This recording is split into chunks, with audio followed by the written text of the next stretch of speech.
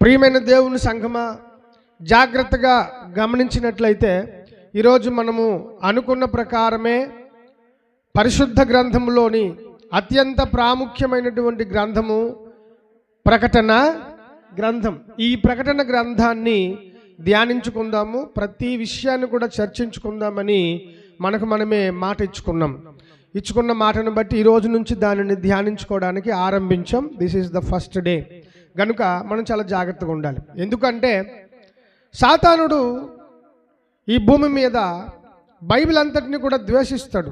వాడికి బైబిల్ బోధ అనినా, బైబిల్ వర్తమానం అనినా, బైబిల్ నీతి అనినా, బైబిల్ సిద్ధాంతములు అనినా సాతానుడికి ఇష్టం ఉండదు. కాబట్టి ముఖ్యంగా 66 గ్రంథాలలో సాతానుడు అత్యధికంగా ద్వేషించి మనుషులకు నిర్లక్ష్యము, మనుషులకు దుర్బోధతో కూడుకున్న ఆలోచన విధానం ఇచ్చేటువంటి సాతానుడు నిరంతరము దాడి చేస్తున్నటువంటి గ్రంథాలు 2 ఉన్నాయి బైబిల్ అంతట్లో. అది మొట్టమొదటిది ఆదికాండము, రెండవది ప్రకటన గ్రంథం. ఈ 2 గ్రంథాల కోసం మాట్లాడితే వాడికి చాలా చిరాకు, వాడికి చాలా ఇబ్బంది. ఎందుకు అంటే ఆదికాండంలో సాతానుడి యొక్క ఈ లోకంలో ప్రవేశించే మొట్టమొదటి ప్రవేశం ఉంటుంది. వాడి లోకంలోనికి, మానవ జాతుల్లోనికి ఎలా ప్రవేశించాడో, వాడి యొక్క మూలమేంటో, వాడు ఎక్కడి నుంచి వచ్చాడో, ఏ రూపంలో వచ్చాడో, జంతువులు, లోకము, మనుషులు, మనస్సాక్షులు ఎందుకు శపించబడ్డాయో దానంతటికీ కారణం సాతానుడే. వాడి కొరకు ఆదికాండం చదివినోడికి అర్థమైపోద్ది. కాబట్టి ఆదికాండాన్ని ఈ never allow the people to read and study the book of Genesis. ఆదికాండం పుస్తకం చదవనివ్వడం. ఎందుకంటే అన్ని ఆరంభాలు అక్కడ ఉంటాయి, అన్ని ఆరంభాలు ఉంటాయి. ఆరంభాలను పాడు చేసిన వాడిని నేనే, ఆరంభాలను వంకర చేసిన వాడిని నేనే అని సగటు మనిషికి తెలిసిపోతే నన్ను అసహించుకుంటారు. కాబట్టి ఆదికాండం మనుషులకు చదవనివ్వద్దు అని ఆదికాండం మీద దాడి చేస్తాడు. వాడు చదవనివ్వడం. చూడండి ఎంత ప్రయారిటీ కలిగిన పుస్తకం అది. చదవనివ్వడం.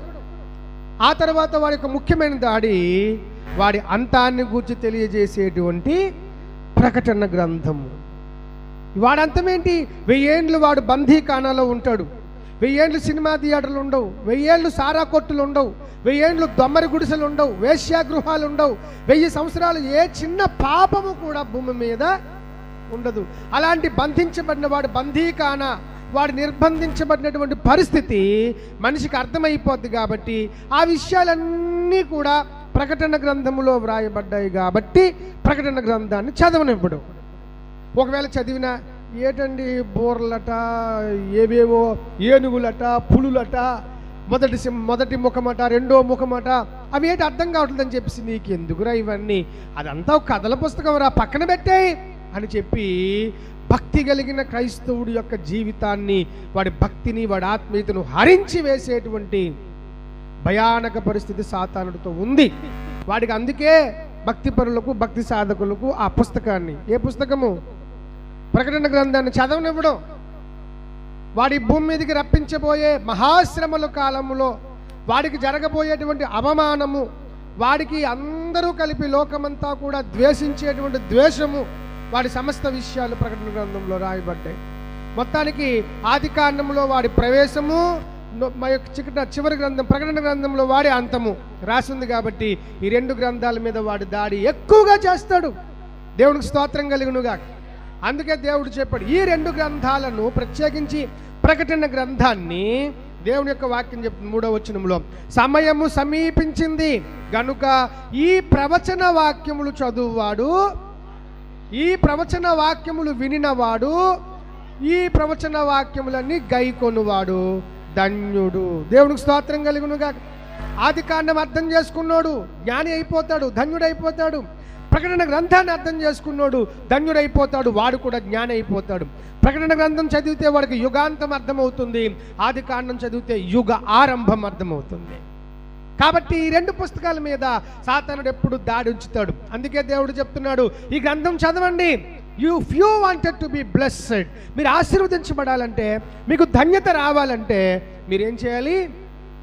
జెనసిస్, బుక్ ఆఫ్ జెనసిస్, ఆదికాండ గ్రంథము ధ్యానం చేయండి, ప్రకటన గ్రంథాన్ని కూడా ధ్యానం చేయండి. ఈ 2 కారణాలను బట్టి సాతానుడు ప్రకటన గ్రంథం మీద దాడి చేస్తూనే ఉంటాడు. అర్థమైందండి. ప్రకటన గ్రంథాన్ని చదివితే ఇంకొక విషయం కూడా తెలిసిపోతుంది. అది మనకు తెలిసిపోవడం వాడికి ఇష్టం లేదు. అదేంటంటే సమయము సమీపించుచున్నదన్న విషయం తెలిసిపోద్ది. ఈ మహాశ్రమలు చూసి ఏంటి వింతలు, ఏంటి వింత వింత ఆకాశంలో వింతలు పుడుతున్నాయి, మనుషులందరూ వింత వింతగా ప్రవర్తిస్తున్నారు, ఎక్కడ ఎప్పుడు వినలేని గొప్ప గొప్ప వింత సమాచారం వింటున్నాం, ఏంటిది అని మనిషి కాలములను సమయములను జ్ఞాపకం చేసుకుని, ఇదిగో దేవాది దేవుడు భూమి మీదకి రాబోయే ముందు ఇలాంటివి ఉంటాయని చెప్పాడు కాబట్టి ఇదిగో యేసు వచ్చేయబోతున్నాడని, యేసు రాకడ అర్థమైపోతుంది కాబట్టి ప్రకటన గ్రంథాన్ని సాతానుడు చదవనివ్వడు. ఎంత దాడి, ఎంత ప్రణాళిక, ఎంత కుట్ర ఈ పుస్తకం వెనక ఉందో ఒకసారి ఆలోచన చేయండి సంగమా. అవును, dedicate your self to read it. మిమ్మల్ని మీరు ప్రతిష్ఠించుకోండి దీన్ని స్టడీ చేయడానికి. యుగాంత గ్రంథం ఇది, ప్రపంచ అంత గ్రంథం ఇది. ప్రపంచం ఎలాగ అంతమైపోతుందో, ఏ విషయాలతో అర్థమైపోతుందో, ఏ పాయింట్ ఆఫ్ టైంలో యుగం అంతమైపోతుందో కూడా రిఫర్ చేసి చెప్పిన ఏకైక గ్రంథము బైబిల్ గ్రంథములో ఉన్న చిట్ట చివరి గ్రంథమైన ప్రకటన గ్రంథము. దేవునికి మహిమ కలుగును గాక. అందుకు ఇంత మంచి గ్రంథాన్ని వాడు చదవనివ్వడు. మరొక విషయం కూడా అక్కడ ఉంది. అదేంటంటే యేసుక్రీస్తు తన దాసులకు కనపరచడానికి. దేవునికి స్తోత్రం కలుగును గాక. 66 పుస్తకాలలో 65 పుస్తకాలు కూడా యేసును గూర్చి చెబుతాయి, యేసు కార్యాలను గూర్చి చెబుతాయి, యేసు ప్రవచించబడిన విధానములు చెబుతాయి, ఇంకా చాలా చాలా విషయాలు చెబుతాయి. కానీ 66వ గ్రంథమైనటువంటి ప్రకటన గ్రంథము డైరెక్ట్గా యేసు ప్రభు వారే రాసి ఇచ్చారన్నమాట. దేవునికి స్తోత్రం. అదేంటండి యేసు ప్రభు ఎక్కడ రాశాడు అంటే, యేసు ప్రభు చేతితో రాసి ఉండకపోవచ్చు, కానీ తన దూతను పంపించి యోహానుకు చూపించాడు కదా, చూపించినవే కదా యోహాను రాశాడు. దేవునికి స్తోత్రం కలుగునుగా. కాబట్టి యేసు యొక్క ప్రత్యక్ష సంతకం కలిగిన బైబిల్ గ్రంథంలో ఉన్న పుస్తకం ఏదంటే ప్రకటన గ్రంథం. యేసు యొక్క సంతకం అక్కడ ఉంది. అందుకే చదవండి 22వ అధ్యాయం ప్రకటన గ్రంథం 16వ వచనం చదువుతారు ఒకసారి. 22:16 ఎవరి కోసమండి? సంఘముల కోసము ఈ సంగతులు ప్రత్యక్షపరచబడిన త్వరలో సంభవింపనయున్న సంగతులను గూర్చి మీకు సాక్ష్యం ఇవ్వడానికి. Stop there. ఎవరు అను నేను? యేసు అను నేను నా దూతను పంపి ఉన్నాను. నేనెవరినంటే దావీదు వేరు చిగురును, సంతానమును, ప్రకాశమానమైన మార్నింగ్ స్టార్నై ఉన్నాను. దేవునికి స్తోత్రం కలుగునుగా. వేకువ చుక్క, ద మార్నింగ్ స్టార్. అర్థమైందండి? వేకువ చుక్కనై ఉన్నాను. నేనే నా సంఘముల కొరకు రాసిస్తున్నాను. అబ్బా, ఈ లోకమునకు సర్వలోకములో సంభవించబోయే మహాభీకరమైన, భీతావహమైన, భయానకమైన, బీభత్సమైన ఆ ఉత్పాతాలను, ఉపద్రవములను ఎరిగిన వాడైనటువంటి యేసుక్రీస్తు ఈ లోకము ఎలా అంతమైపోతుందో చెబుతూ నేనే రాసిస్తున్నాను, జాగ్రత్తగా చదువుకోండి అని జీసస్, యేసుక్రీస్తు యొక్క ఎండోర్స్మెంట్, సంతకం, చేతివ్రాత, ఆమోదం కలిగిన ఏకైక అద్భుత గ్రంథము ప్రకటన. ఇన్ని సంగతులు ఆ గ్రంథంలో ఉన్నాయి. ఈ అన్ని కారణాల చేత సాతానుడు దీన్ని ధ్యానించనివ్వడు. మనం ధ్యానించుకుందాం అనగానే మనకి ఏదో తలనొప్పో, ఆ రోజుగా చర్చికి రాకుండా పెద్ద క్యాంపో, ఆ రోజే ఇంకేదో అయిపోయినట్టు, ఇంకేదో పెద్ద విషయమో అన్నట్టు ఏదో ఒకటి చేసి మొత్తాన్ని మనల్ని తప్పించేసి ప్రకటన గ్రంథ ధ్యానాలను అడ్డుకుంటాడు. అదిలోనే చెబుతున్నాను మీకు. దేవునికి స్తుతి కలుగును గాక. అడ్డుకుంటాడు వాడు. కాబట్టి ఏ పరిస్థితి వలనైనా ఈ ప్రకటన గ్రంథాలు ధ్యానం పూర్తి అయిపోయినంత వరకు నేను ఆగను ప్రభువా, ప్రతి వారం నేను వస్తాను. దేవునికి స్తోత్రం కలుగునుగాక అని తీర్మానం చేయండి, చేసుకోండి. మానను తండ్రి, టోటల్ బుక్ ఆఫ్ రెవల్యూషన్ అంతా కూడా నేను తెలుసుకుంటాను. This is my responsibility. ఇది నా కర్తవ్యం. ప్రతి భక్తిపరుడి యొక్క కర్తవ్యం అండి ఈ పుస్తకం కోసం తెలుసుకోవటం. కనుక ఇన్ని కారణాల చేత ఈ యొక్క వాక్యాలు ప్రతి క్రైస్తవుడికి కూడా అందకుండా చేసేది ఎవరండి? సాతానుడు. వాడి కుయుక్తిని మనసులో పెట్టుకొని ఈ పుస్తకం మనం ధ్యానం చేయాలి. కనుక రండి, ఈరోజు మనము ఆరంభించాలనుకున్నటువంటి మాటల్లోనికి మనందరం కూడా వెళ్దాం.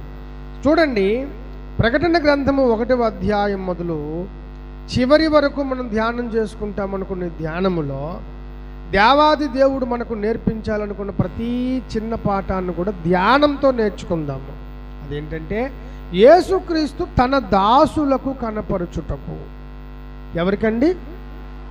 తన దాసులకు కనపరచుటకు. యేసుక్రీస్తు ప్రధానమంత్రికి కూడా మాట్లాడొచ్చు, యేసుక్రీస్తు ప్రపంచ అధ్యక్షులతో కూడా మాట్లాడొచ్చు, యేసుక్రీస్తు ఏ స్టేట్లో ఏ ప్రభుత్వాలు ఉన్నాయో ఆ ప్రభుత్వ సీఎంలతో కూడా మాట్లాడి ఒకేసారి తన శ్రమల గూర్చి, తన లోకం కోసం, లోకంలో రాబోయే ఉత్పాతాల కోసం అందరికీ చెప్పేయచ్చు.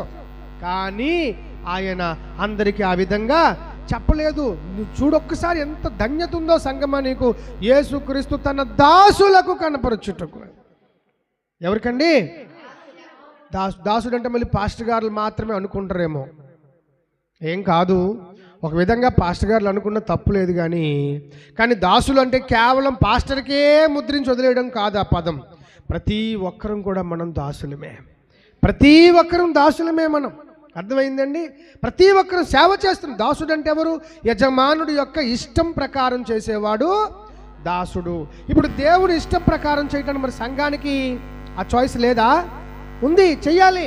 కాబట్టి ప్రతి ఒక్కరూ ఎవరు? సంఘస్థులు దేవుని పిల్లలకు మాత్రమే తెలియజేశాడు. ప్రధానమంత్రులకు, రక్షణ మంత్రులకు తెలియజేయాల్సిన, ప్రభుత్వాలకు తెలియజేయాల్సిన సమాచారము సంఘమా ఈ 4 గోడల మధ్య నీకు తెలియజేస్తున్నాడు ఆయన.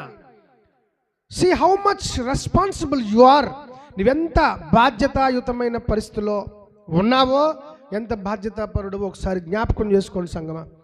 అల్లా తప్పకుండా ఉండకండి, ఆశామాషగా ఉండకండి. Don't take it easy. దీన్ని అవలీలగా తీసుకోకండి. టేక్ ఇట్ వెరీ సీరియస్, చాలా సీరియస్ అన్నట్టు తీసుకుంటేనే ప్రభువు ఇచ్చిన ప్రత్యక్షత ఒక్కొక్కటి మనకు అర్థమవుతూ వస్తాయి. ఏమండి?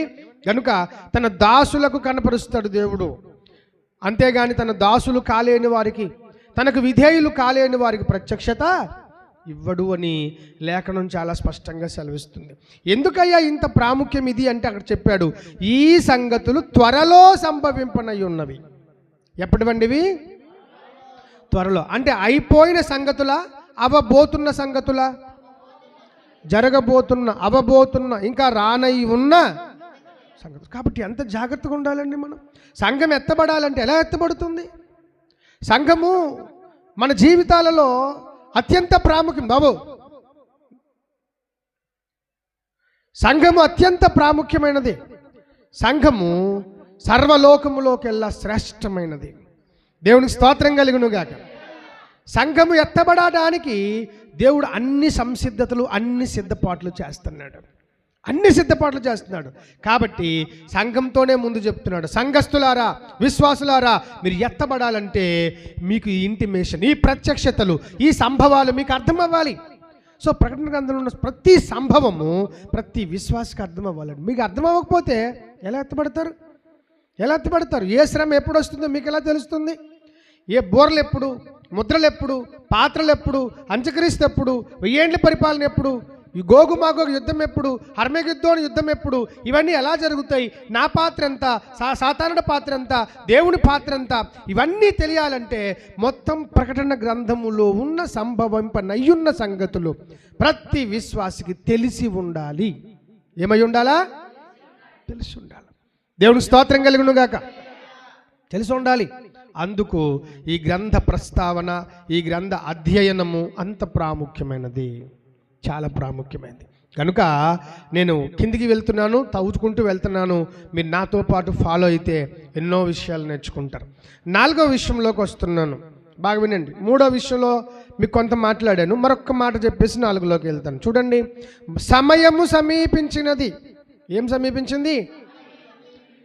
ఏ సమయం సమీపించింది అంటే యేసుక్రీస్తు వాగ్దానం చేసి వెళ్ళాడు ఇక్కడి నుంచి, ఇదిగో నేను మిమ్మల్ని అనాథులుగా విడిచిపెట్టడం లేదు, నా యందు మీరు విశ్వాసం ఉంచి నా నామములో, రక్తములో మీరు బాప్తిస్మం పొందుకున్నారు, రక్తములో కడగబడ్డారు, పాపక్షమాపణ పొందుకున్నారు. నేను వెళ్తున్నాను, అయితే గుర్తుంచుకోండి, నేను తిరిగి మళ్ళీ మీ దగ్గరకు వస్తాను. దేవునికి స్తోత్రం కలుగును గాక. ఈ లోకంలో 33 కోట్ల మంది, ఇంకా ఇంకా ఇంకా ఇంకా ఎక్కువ ఉంటే ఇంకా ఎక్కువ దేవుళ్ళు అనబడిన వారు, దేవతలు అనబడిన వారు ఉన్నారు. అందులో ఒక్కడైనా వారి యొక్క దేవుళ్లకు లేదా వారి యొక్క భక్తులకు, ఇదిగో నేను మళ్ళీ వస్తున్నాను, జాగ్రత్త, ఫలానది సిద్ధం చేసి ఉంచుకో అని ఈ కోట్ల మంది దేవుళ్ళల్లో దేవతల్లో ఒక్కడు కూడా చెప్పలేదు. చెప్పినట్టు ఒక్క దాఖలాలు కూడా లేదు, ఒక్క రుజువు కూడా లేదు, ఒక్క చరిత్ర పాయింట్ కూడా లేదు. కానీ యేసు మాత్రం చెప్పాడు, నేను మిమ్మల్ని లోకమా అనాథులుగా విడిచిపెట్టాను, I'm going to come back for you, నేను మీకోసం తిరిగి. ఎవరైనా చెప్పారండి ఇలా లోకంలో నేను తిరిగి వస్తాను మీకోసమని? చెప్పలే. అందుకే ఇలాంటి గొప్ప దేవుని కోసం, సత్యదేవుని కోసం నీవు నీ సర్వస్వం ఇచ్చినా కూడా తక్కువే, నీ సర్వస్వం ఇచ్చినా కూడా తక్కువే. కాబట్టి సమయము సమీపించింది అంటే యేసుక్రీస్తు యొక్క రాకడ సమయము సమీపించింది. అలాగే సమయము సమీపించింది అంటే భూలోకములో ఉన్న తన సంఘ నిర్మాణము పూర్తి కాబోతుంది. ఆ సమయం కూడా సమీపించింది, పూర్తి కాబోతుంది. అంటే ఏంటండి? పెంతెకోస్తు దేవుడు భౌతికంగా సంఘ నిర్మాణం ప్రారంభం చేశాడు. క్రీస్తు శకం 33లో సంఘ నిర్మాణం మొదలుపెట్టాడు పెంతెకోస్తు పండుగతో. దానిని ఎప్పుడు ముగిస్తాడంటే కడబూర మ్రోగినప్పుడు సంఘం ఏమవుతుంది? ఎత్తబడుతుంది. అంటే సంఘ నిర్మాణం పూర్తవుతుంది అని అర్థం. పెంతెకోస్తు పండుగ నుంచి కడబూర మ్రోగేంత వరకు సంపూర్ణంగా సంఘము నిర్మాణములో ఉంటుంది. అంటే కడబూర ఊదబడే నాటికి ఆఖరిగా బాప్తిస్మం తీసుకొని రక్షణ పొందుకోవలసిన ఆఖరి మనిషి కూడా ఈ నిర్మాణంలోనికి, ఈ సంకల్పంలోనికి వచ్చేస్తాడనమాట. అంతటితో రక్షణ ద్వారాలు మూయబడతాయి. అటు తర్వాత మరి రక్షణ ద్వారాలు ఉండవు. దేవునికి స్తోత్రం కలుగునుగా. ఇది మనకేం చూపిస్తుందంటే నోవాహు వాడ తలుపులు దేవుడే వచ్చి మూసేసిన తర్వాత ఇంకెవడు అక్కడ ఈదుకొని ఈది చావలేక నీటిలో మునిగి ఉక్కిరి బిక్కిరై చచ్చిపోయాడే తప్ప 8 మంది తప్ప 9వ వ్యక్తికి ఎవరికైనా దేవుడు పర్మిషన్ ఇచ్చాడా? పోన్లేదు, మునిగిపోతున్న కొద్ది చెయ్యి ఇచ్చి లాగిద్దు అని ఎవరికి అనలేదు. ఇది అద్భుతమైనటువంటి ఉదాహరణ. రేపు రక్షణ ద్వారాలు మూయబడిన తరువాత చావు ఒక్కటే నీకు గతి తప్ప మళ్ళీ రక్షించబడతాను, పాస్టర్ గారు వస్తారు, చర్చి తలుపులు తీస్తారు, మంచి ప్రసంగాలు చేస్తారు, అందరూ పాటలు పాడతారు, యూత్ మీటింగ్లు పెడతారు, ఏమి ఉండవు బాబు. అప్పటికే సంఘము ఎత్తబడుతుంది. There is no time, there will be no time. సమయం ఉండదు. కాబట్టి ఏదైనా దిద్దుకోవాల్సింది, కట్టుకోవాల్సింది, మార్చుకోవాల్సింది ఉంటే ఇదే రక్షణ సమయము. దిద్దుకోవడానికి, కట్టుకోవడానికి ఇదే అనుకోవాలి సమయం. అలాంటివి ఏమంటే మార్చుకోండి ప్లీజ్, దిద్దుకోండి. టైం లేదు. ఇంకా ఇంత పెద్ద పెద్ద పెద్ద ప్రసంగాలు చేయడం మరి టైం ఉండదండి, సమయం ఉండదు. అంతేగా త్వరలోనే ఇదిగో ఒక మహా గొప్ప కరువు ఈ భూమి మీదకి రాబోతుంది. ఇప్పుడంటే బైబిల్ ఉంది, తెరవండి. మరి యోహాను సువార్త, మరి ఎఫెసీ పత్రిక, ఫిలిప్పీ పత్రిక అని చెప్పడానికి బైబిల్ ఉంది. కానీ అప్పట్లో బైబిల్ ఉండదు. ఇదిగో రాబోవు దినములలో నేను ఒక కరువును పుట్టింతును, ఆ కరువు అన్నము పానము లేకపోవటం మూలాన వచ్చే కరువుగాక యెహోవా మాట దొరకకపోవటం వలన వచ్చే కరువు. దేవునికి స్తోత్రం కలుగునుగా. ఏం దొరకక? యెహోవా మాట, that means the word of God. దేవుని వాక్యం దొరకదు. దొరుకుతున్న ఈ కాలంలో సంపాదించుకో క్రైస్తవుడా. నాకు పని ఉంది అంటే వాడికంటే ఇంక పనికి మళ్ళీ ఎవడు ఉండడు.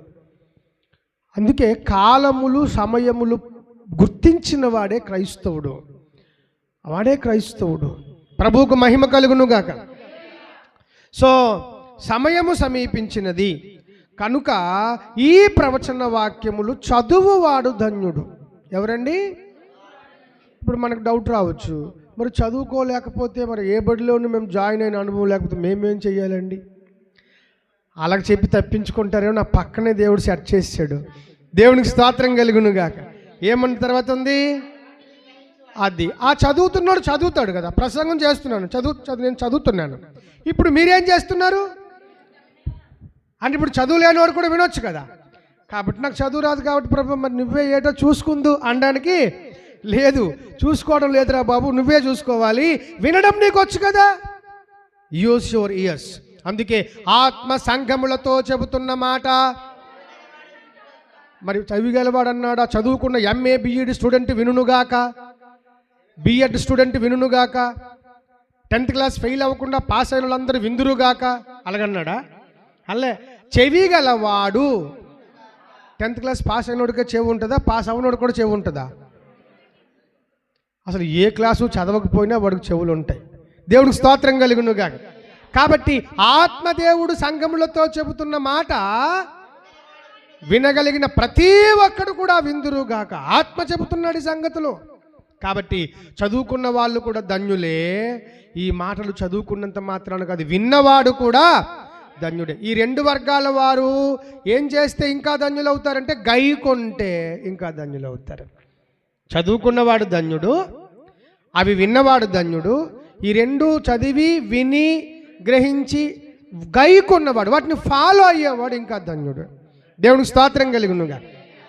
అంటే ఈ చివరి కాలములో దేవుడు ఇంత ప్రశస్తమైన అవకాశం ఎందుకు ఇచ్చేస్తున్నాడంటే కాలం లేదు కాబట్టి, సమయం లేదు కాబట్టి, దిద్దుకోవడానికి టైం ఉండదు. అందుకే నేను సూటిగా అడుగుతున్నాను, త్రాగుడు త్రాగేవాళ్ళు దయచేసి మీ త్రాగుడు జీవితాలు మార్చుకొని మీ బ్రతిమలాడుతున్నాను. రేపు నీది కాదు, ఏమో నువ్వు ఎలా పోతావో తెలీదు. రేపు నాది కాదు, నేను మళ్ళీ ప్రసంగం చేసేస్తాను తప్పకుండా అని అనడానికి లేదు. దేవుడికి స్తోత్రం కలుగునుగా. ఏమో ఎవడో మతోన్మాది ఎవడో రావచ్చు, ఏదో పెట్టవచ్చు, సంథింగ్ జరగవచ్చు. ఎందుకంటే చుట్టుప్రక్కల అది జరుగుతూనే ఉంది కనుక దుర్వ్యసనాలతో ఉన్నవాళ్ళు, భక్తి లేనోళ్ళు, దుర్మార్గులు, మాకు సినిమాలు షికారులు, ఏమి వయ్యారాలు, వాలకాలు, సొంపులు, వంపులు ఇవే మాకు కావాలనుకున్న వాళ్ళు ప్లీజ్ చేంజ్ యువర్ సెల్ఫ్. మీరు మార్చుకోండి దయచేసి. ఎందుకంటే సమయం లేదు. నువ్వు ఇంకా మారుదాం అనుకుంటే మరి మారడం ఉండడు. అప్పుడు ఏముంటుంది అంటే ఒకే ఒకటి ఉంటుంది, ఎన్నిసార్లు గద్దించినా హఠాత్తుగా ఇప్పుడే చూశాను, ఇద్దరం టీ తాగాం, కలిసి టీ తాగామంటే కలిసినప్పుడు టీ తాగారు బాబు, నువ్వు కలిసి వచ్చేసావు కదా, ఇప్పుడు ఆడు తీసుకెళ్ళిపోయాడు దేవుడు. ప్లీజ్, దుర్దినములు రాకముందే, ఫలానా దాని యందు నాకు సంతోషము లేదని నువ్వు చెప్పకముందే మార్పు చెందు సంగమా. ప్లీజ్ మార్పు చెందు. దేవునికి స్తోత్రం కలుగునుగా. భక్తి లేదా? నీ భక్తిని పెంచుకో. వాక్యం నిజంగా నిర్లక్ష్యం చేస్తున్నావా? ఆ విషయంలో నువ్వు మారు మనసు పొందుకొని వాక్యం చదవడం, ధ్యానించడం, ఇతరులకు చెప్పడం, సువార్త బోధించడం, నీవు బతికుండగా ఒక 10 మందినైనా మార్చడం బాధ్యతగా పెట్టుకో. సంఘానికి వెళ్ళిపట్టు ఉంటే వారు అజ్ఞానులు కాబట్టి వారికి ఏం తెలియదు. కానీ సంఘం లోపల ఉన్నావు, జ్ఞాని అని పిలిపించుకుంటున్నావు, పరిశుద్ధుడు అని పిలిపించుకుంటున్నావు, మరి నీకేం సలుపు? వెలుపటి వారికి అయితే సమయం తెలియదు, కానీ లోపల ఉన్నవారు జ్ఞానులు కదా. వారు జ్ఞానులు గనక సమయమును సద్వినియోగము చేసుకోవాలా. ప్రభువుకు స్తోత్రం కలుగునుగాక. కాబట్టి రండి, దయచేసి మారు మనసు పొందండి. ఎందుకంటే there is no more time to be saved. రక్షించబడ్డాకి మరి సమయం ఉండదు. అవునండి, సమయం ఉండదు. కనుక దేవుడు చాలా ప్రత్యేకించి ఈ గ్రంథాన్ని రాస్తూ హెచ్చరికలు చేస్తూ బోధ చేస్తున్నాడు సంఘానికి, కడవరి కాల సంఘానికి. ఇది 3వ వచనం వరకు ఉన్నటువంటి విషయము. తర్వాత 4లోనికి వెళ్తే ఆయన మొదలు పెడుతున్నాడు ఇప్పుడు గ్రంథ ధ్యానము. ఏంటిది? యోహాను ఆసియాలో ఉన్న 7 సంఘములకు శుభం అని చెప్పి రాయడం. చాలు నాన్న, దేవునికి స్తోత్రం కలుగునుగా. యోహాను ఆసియాలో ఉన్న 7 సంఘములకు అని ఉంది. ఎక్కడ ఉన్నాయి? ఈ వచనంలోనికి మనం వెళ్ళక ముందుగా మీకు ఒక విషయం క్లియర్ చేయాలి. ఆసియా అంటే ఈ భూలోకములంతటినీ కూడా దేవుడు, మొత్తం భూలోకాన్ని దేవుడు 7 ముక్కల కింద నరికేశాడు, 7 ముక్కల కింద చేశాడు. ఆ 7 ముక్కల పేర్లే ఈ లోకంలో ఇప్పుడు మనందరం పిలుచుకుంటున్న 7 ఖండాలు. ఏంటవి? 7 కాంటినెంట్స్ ఆఫ్ ద వరల్డ్. ప్రపంచం యొక్క 7 ఖండాలు. ఈ 7 ఖండాలలో చాలా పెద్ద ఖండము ఆసియా ఖండం. ఈ ఆసియా ఖండంలో సుమారుగా 48 దేశాలు ఉన్నాయి. ఎన్నండి? 48 దేశాలు. దేవునికి స్తోత్రం కలుగునుగా. ఇప్పుడు ఇక్కడ యోహాను ఆసియాలో ఉన్న 7 సంఘములకు అని చెబుతున్నాడు కదా. ఇప్పుడు ఇక్కడ యోహాను ప్రస్తావిస్తున్న ఆసియా ఏ ఆసియా అండి? ఇప్పుడు మనం ఉంటున్న ఆసియా ఖండమేనా అంటే కాదు. అది మనం బాగా గుర్తుంచుకోవాలి. మరి దేన్ని ఆసియా అంటున్నాడు అంటే, ఇక్కడ యోహాను దేనిని ఆసియా అని పిలుస్తున్నాడు అంటే, అప్పటిలో, అంటే ఎప్పట్లో ఈ యోహాను అంటే అపోస్తలుడైన యోహాను, యేసు బాగా ప్రేమించబడిన యోహాను అనబడినటువంటి అపోస్తలుడు, ఈ అపోస్తలుడైనటువంటి యోహాను వ్రాసిన ప్రకటన గ్రంథము అనే ఈ పుస్తకము రాస్తున్న నాటికి ఒకానొక సామ్రాజ్యము ఉనికిలో ఉండింది. ఆ సామ్రాజ్యం పేరు రోమా సామ్రాజ్యం. ఏ సామ్రాజ్యం అండి? రోమా సామ్రాజ్యం. ఈ రోమా సామ్రాజ్యము సుమారుగా ప్రపంచమంతటా పరిపాలించింది. అందుకే అది ప్రపంచ సామ్రాజ్యం అయ్యింది. ఏ సామ్రాజ్యం అన్నది? ప్రపంచ సామ్రాజ్యం. ఈ ప్రపంచ సామ్రాజ్యం కింద ఇప్పుడు చాలామందికి తెలియదు, మన ఇండియా, మన భారతదేశము కూడా రోమా ప్రభుత్వం పరిపాలించింది. మన భారతదేశాన్ని రోమా ప్రభుత్వానికి ముందు ఏమండి గ్రీకు ప్రభుత్వం కూడా పరిపాలించింది. గ్రీకు ప్రభుత్వానికి ముందు మాసిడోనియా, పారసిక సామ్రాజ్యాలు కూడా మన భారతదేశాన్ని పరిపాలించాయి. అన్నిటికంటే ముందు ప్రపంచ సామ్రాజ్యమైన బబులోను మహాసామ్రాజ్యం కూడా మన భారతదేశాన్ని పరిపాలించింది. దేవునికి స్తోత్రం కలుగునుగా. ప్రకటన గ్రంథము, బైబిల్ గ్రంథము అంటే అన్నాడట, ఉన్నాడట, 7 చేపలు పుట్టాయట, 7 పట్టారట, అట అనుకున్న కథల కాదు, కథల పుస్తకం కాదు. బైబిల్ అంటే హిస్టరీ, బైబిల్ అంటే చరిత్ర, బైబిల్ బోధ అంటే చరిత్రాత్మకమైన బోధ. ప్రభువుకు మహిమ కలుగునుగాక. సో ఇక్కడ యోహాను చెబుతున్నటువంటి ఈ యొక్క ఆసియా ఖండము లేదా ఆసియా అని పిలువబడుతున్న ఈ 7 సంఘములు ఉన్న ప్రాంతం ఏది అంటే రోమా ప్రభుత్వము పరిపాలించుచున్న పాశ్చాత్య దేశాలను ఆసియా ఖండము అని పిలిచేవారన్నమాట. అగైన్ రోమా సామ్రాజ్యపు అధీనములో ఉన్న పాశ్చాత్య దేశాలు. ఇంతకీ పాశ్చాత్యం అంటే ఏంటండి అంటే ఎప్పుడైనా పశ్చిమము పేరు విన్నారా? పశ్చిమం అంటే అర్థం ఏంటి? పడమర అని అర్థం. అర్థమైందండి. సో ఇక్కడ కూడా రోమా ప్రభుత్వం యొక్క పరిపాలనకు, ఆ పరిపాలనా సారథ్యంలో పశ్చిమ దేశాలు అంటే ఇజ్రాయేలు దేశమునకు ఉన్నటువంటి ఉత్తర మరియు పశ్చిమ దేశాలు, పాశ్చాత్య దేశాలు, ద వెస్టర్న్ కంట్రీస్ అంటాం. వెస్టర్న్ కంట్రీస్, ఈ పాశ్చాత్య దేశాలన్నింటినీ కలిపి అప్పట్లో భక్తుడైనటువంటి యోహాను గారు ఆసియా ఖండం లేదా ఆసియా అని పిలిచాడు. ఆసియా, ఇది ఆసియా అంటే అర్థం. అంతేగాని ఆసియా అంటే మొత్తం ఇప్పుడున్నటువంటి 48 దేశాలు ఉన్నటువంటి ఆసియా ఖండము కాదు. దీన్ని గుర్తులో పెట్టుకోవాలి చరిత్ర నేర్చుకుంటున్న విద్యార్థులు మరియు విశ్వాసులు. దేవునికి స్తోత్రం కలుగునుగా. ఇప్పుడు తరువాత ఆసియాలో ఉన్న 7 సంఘములకు అంటున్నాడు. ఎన్ని సంఘములకు? 7 సంఘములకు. ఏమండి మరి పెద్దలసులో కూడా సంఘం ఉంది, మనకు ఎస్కోట్లో ఒక సంఘం ఉంది, అలాగే మన పార్వతీపురంలో ఒక సంఘం ఉంది, మన పక్కనే చాలామందికి చాలా గ్రామాల్లో సంఘాలు ఉన్నాయి. ఇన్ని సంఘాలు ఇప్పుడు ఉన్నాయి. మరి ఎంతకు మనం లేటుగా తీసుకున్నా 1వ శతాబ్దంలో కూడా చాలా సంఘాలు ఉన్నాయి. ఇక్కడ రాయబడిన సంఘాలే కాకుండా గలతీలో సంఘం ఉందా లేదా? ఉంది. కొరింథీలో సంఘం ఉందా లేదా? ఉంది. అలాగే మరి బెరయా సంఘం అంటే బెరయా అనే ప్రాంతంలో సంఘము ఉంది. అంటే చాలా సంఘాలు ఉన్నాయి. త్రోయాలో సంఘం ఒకటి ఉంది, హిరాపోలిస్ అనే దాంట్లో ఒక సంఘం ఉంది, చాలా చోట్ల సంఘాలు ఉన్నాయి. మరి ఇన్ని సంఘాలు ప్రస్తావించబడి అప్పట్లోనే ఉండగా 7 సంఘములకు మాత్రమే అన్నట్టు రాశాడేంటి అంటే ఇక్కడ రాయబడిన 7 అక్షరార్థమైన 7 కాదు, అక్షర సంబంధమైన 7 కాదు. 1 2 3 4 6 తర్వాత వచ్చే 7 అనే అంకె కలిగిన సంఘాలు కాదు. మరి ఏ సంఘము అంటే 7 అనే ఆధ్యాత్మికమైనటువంటి నంబర్ తీసుకుంటున్నాడు.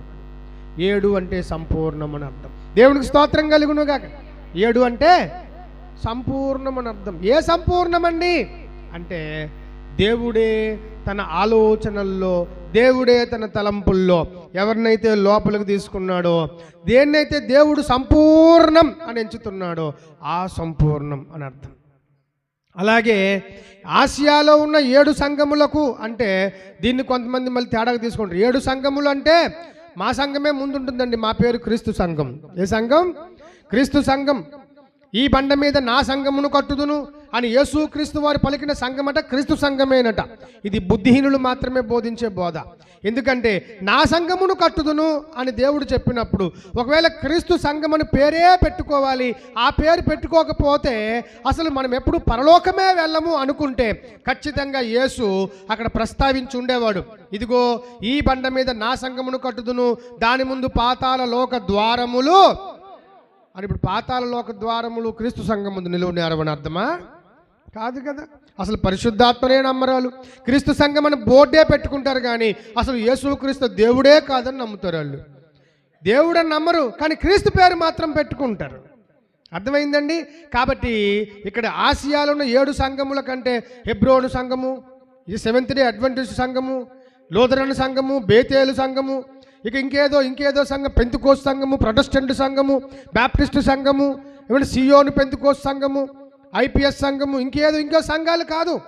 అసలు వాస్తవానికి యేసుక్రీస్తు రక్తము కార్చినది ఏదో ఒక ఊరిలో ఉండే 100 మంది, 50 మంది, 200 మంది, 1,00,000 మంది గ్రూపుగా ఉండే సంఘాల కొరకు ఆయన రక్తము కార్చలేదు. దేవునికి స్తోత్రం కలుగునుగాక. అసలు ఇలా పేర్లు పెట్టుకోవడం మన వరకే కానీ దేవుడు ఎప్పుడు పేర్లను బట్టి, బోర్డులను బట్టి సంఘాలను గౌరవించడు. అర్థమైందండి? ఈ లోకంలో బ్రదర్ చెప్పినట్టు ఒకే ఒక్క సంఘం ఉంది. యేసుక్రీస్తును పెండ్లాడబోయేటువంటి ఒకే ఒక్క సంఘం ఉంది. దాని పేరు వధువు సంఘము. ఏ సంఘం అండి? ఒకవేళ పురుషుడు పెళ్లి చేసుకోవాలంటే ఎంతమంది పెళ్లి కూతుర్లు ఉంటారు? నవ్వొచ్చింది కదా మీకు? దేవునికి స్తోత్రం కలుగునుగాక. పురుషుడు పెళ్లి చేసుకోవాలంటే ఎంతమంది పెళ్లి కూతుర్లు ఉంటారు? ఎట్టి పరిస్థితిలో మరిచిపోయి కూడా 1.5 అన్నారు కూడా లేదు, ఒక్కటే. దేవునికి స్తోత్రం కలుగునుగాక. అలాగే సర్వలోకంలో దేవుడు స్థాపించిన సంఘాలు కాదు, ఒక్కటే. దాని పేరే వధువు సంఘం. వధువు అంటే ఎవరిష్ట ప్రకారం నడుచుకునే దాన్ని వధువు అంటాము. ఆ రోజు ఎవడైతే పెండ్లి కుమారుడో ఆ పెండ్లి కుమారుడు ఇష్టానికి మాత్రమే తయారైనదై ఆ పెండ్లి కుమారుడు యొక్క చిత్తమునకు మాత్రమే లోబడేదాన్ని సంఘము అని పిలుస్తాం. లేదు నీకు లోబడను, నీ పేరైతే పెట్టుకుంటాను కానీ ఆడి ప్రకారం నడుస్తానంటే మరి నువ్వు దేవుని సంఘం ఎలాగవుతావు? ఈరోజు చాలామంది యేసు పేరు పెట్టుకుంటున్నారు, యేసు బోధించిన బోధ మాత్రం బోధించరు. యేసు పేరు పెట్టుకుంటున్నారు, క్రీస్తు మాత్రం దేవుడు కాదని చెప్తారు చర్చ్ ఆఫ్ క్రైస్ట్ వాళ్ళు. అర్థమైందండి? మరి యేసుక్రీస్తు జీవం కలిగిన సంఘం అంటారు, జీవమంతా తీసేస్తారు, యేసుక్రీస్తుని జీవం లేనోడుగా చేసేస్తుంటారు. కాబట్టి నువ్వు ఎవరిని ప్రేమించావో, ఏ వరుడైతే నీకు ఏర్పాటు చేయబడ్డాడో ఆ వరునితో బతుకు కాలమంతా గడపాలి అని ముడత, మచ్చ, డాగు, కలంకం అటుది ఏదీ లేకుండా నువ్వు అతని కోసమే సిద్ధపడిపోయి ఉంటే అతని యొక్క జీవితంలో నిన్ను తన పట్టపు రాణిగా చేసుకొని కూర్చుండబెట్టుకుంటాడు. అప్పుడు నీవు సంఘము అని పిలువబడతావు. దేవునికి స్తోత్రం కలుగునుగా.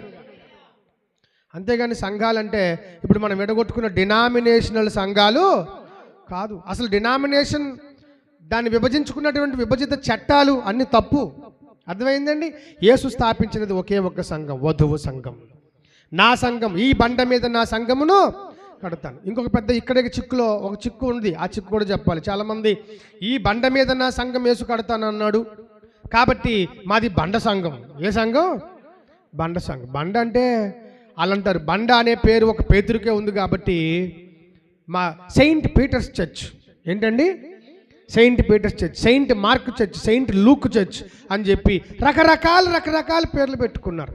మీరు బాగా గమనించితే ఈ బండ మీద అని దేవుడు దేన్ని చూపెడుతూ మాట్లాడుతున్నాడు, దేన్ని ఉద్దేశిస్తూ మాట్లాడుతున్నాడంటే ఈ అంటే అర్థం ఏంటో తెలుసా?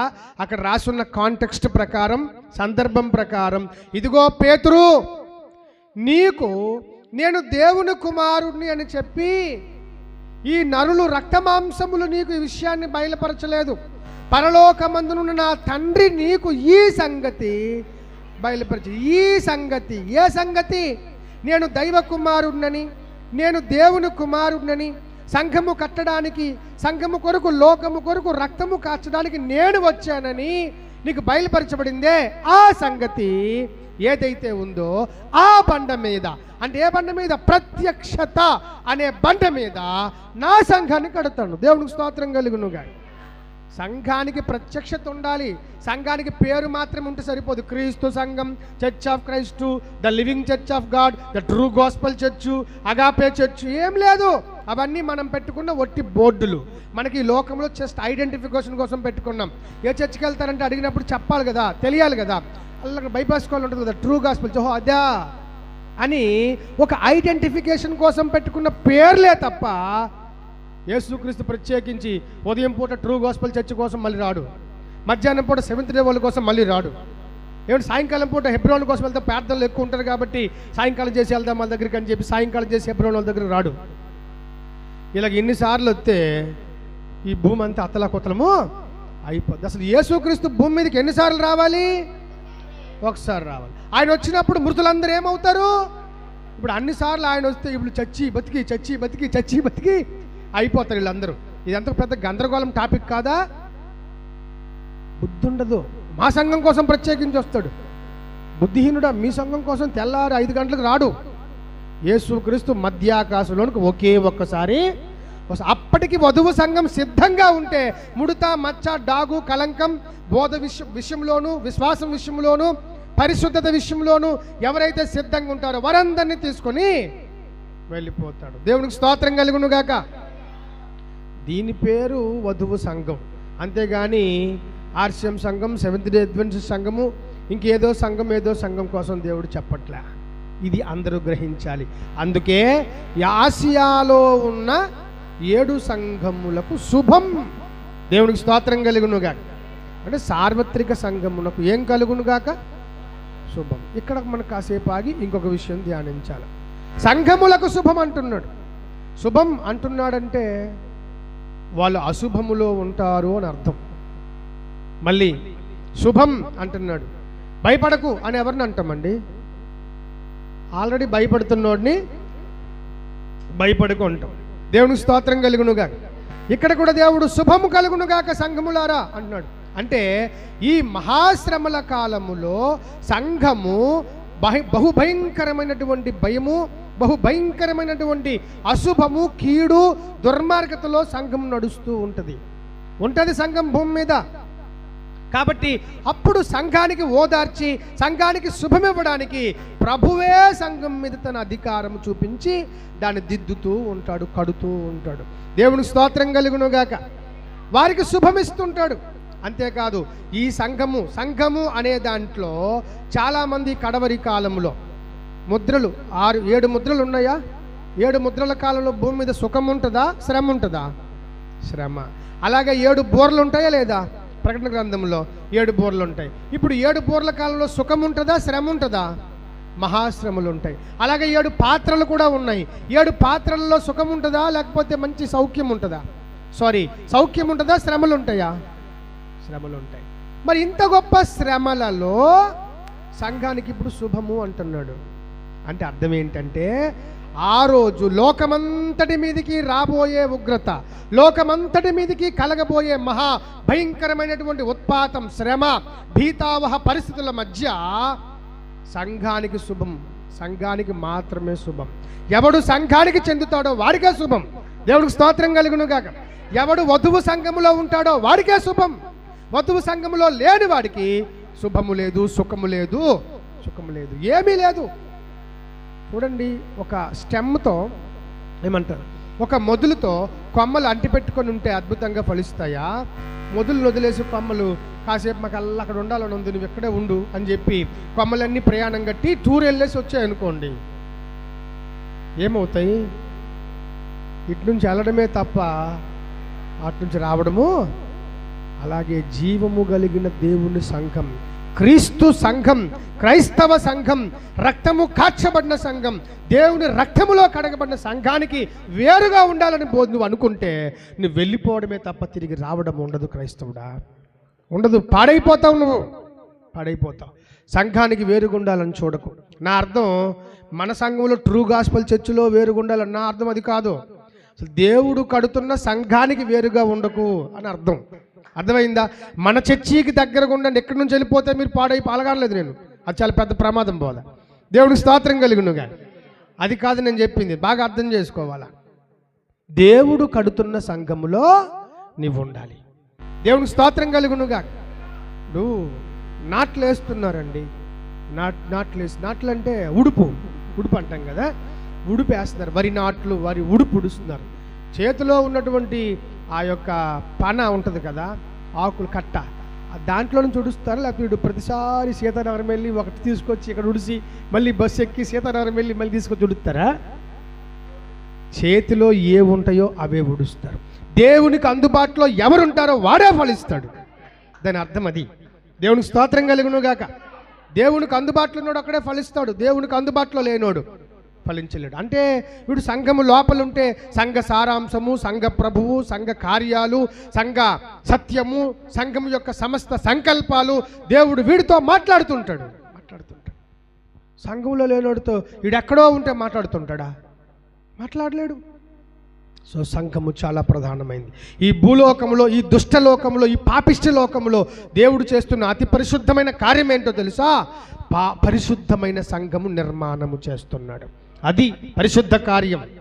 నువ్వు కూడా ఈ కార్యంలో పాలిభాగస్తుడివి, పాలిభాగస్తురాలు అయితే దేవుడు అన్నాడు, నీవు జయించు వానికి జీవ కిరీటము, దేవుని ఆత్మను సంపాదించు క్రైస్తవుడా. ఈ బతుకు కాలంలో ఎప్పుడు ఉద్యోగం వ్యాపారం వ్యవసాయం అనుకున్నాడు ఎప్పుడు వర్ధిల్లడు. ప్రభు కార్యాల్లో కూడా నువ్వు ఫలించాలా, ప్రభు కార్యాల్లో ఫలించాలి. చూడండి, సేవను వ్యాపారంగా చేయకూడదు, కానీ వ్యాపారంలో సేవ చేయొచ్చు. అవును, సేవను వృత్తి కింద చేయకూడదు, కానీ వృత్తిలో సేవ చేయొచ్చు. సేవను ఉద్యోగంలాగా చేయకూడదు, కానీ ఉద్యోగంలో సేవ చేయొచ్చు. అవును, దేవునికి స్తోత్రం కలుగునుగాక. అది చేయండి. మాకు ఉద్యోగం ఉందండి, పని అయిపోతుందండి, టైం అయిపోతుందండి, చాలా ఇబ్బందిగా ఉందండి, నోర్మై, అది అబద్ధం. నువ్వు ఎప్పటికీ వర్ధిల్లవు. దేవుని పని చెయ్యాలి. ఎందుకంటే నువ్వు మళ్ళీ పని చేస్తాను ప్రభువా, నువ్వు చాలా గొప్పవాడు అని ఇప్పుడు పరలోకంకి వచ్చిన తర్వాత అర్థమైందంటే, అది ఇప్పుడు నీకు పని కట్టుకొని మళ్ళీ భూలోకం ఒకటి సృష్టించి, ఒక అమ్మని ఒక నాయన్ని సృష్టించి ఆ కడుపులో నిన్ను మళ్ళీ వేసి చిన్నదాని నుంచి పెద్దోడు అయినంత వరకు దేవుడు ఆగాల నీ చేత పని చేయించుకోవడానికి. ఇదే రక్షణ సమయము, ఇదే అనుకూలదేం. దేవుడు నీకు టైం ఇచ్చాడు, కళ్ళు ఇచ్చాడు, కాళ్ళు ఇచ్చాడు, బ్రెయిన్ ఇచ్చాడు, గుండె ఇచ్చాడు, అన్నీ ఇచ్చాడు. ఇచ్చినప్పుడు do something for the Lord when you are alive on this earth alone. ఈ భూమి మీద బతుకున్నప్పుడు ఏదో చేయి ప్రభు కోసం. కొన్ని ఆత్మలు రక్షించు, కొన్ని కుటుంబాలు కట్టు, కొన్ని బతుకులు మార్చు. పని ఉందండి అంటే, అయితే నాకు కూడా పని ఉంది కొంచెం వచ్చేరే అంటాడు. నువ్వు పని మధ్యలో వదిలేసి వెళ్ళిపోవాలా. నరులారా ఆగు ప్రభు అంటే వాళ్ళకి ఎవరు ఆగరు నీ కోసం. కొంచెం బతుకున్నప్పుడే, బాగున్నప్పుడే దేవుని పని కొంచెం చేయి. అందుకే సువార్తకి వెళ్దాం రండి. నువ్వు కాపరి పిలిస్తే దయచేసి సువార్తకి వెళ్ళండి, అతనితో వెళ్ళండి. దేవుని స్తోత్రం కలుగునుగాక. పని మానుకొని వెళ్ళండి, అది మీకు ఆశీర్వాదం అండి. అదొక్కటి ఆశీర్వాదం, నిజం చెప్తున్నాను. రండి, పరిచర్య పలానూరులో ప్రార్థన ఉంది, పరిచర్య ఉంది, రండి, కొన్ని జీవితాలు కట్టబోతున్నామంటే పని కట్టుకొని వెళ్ళండి, పనులు మానేసి వెళ్ళండి.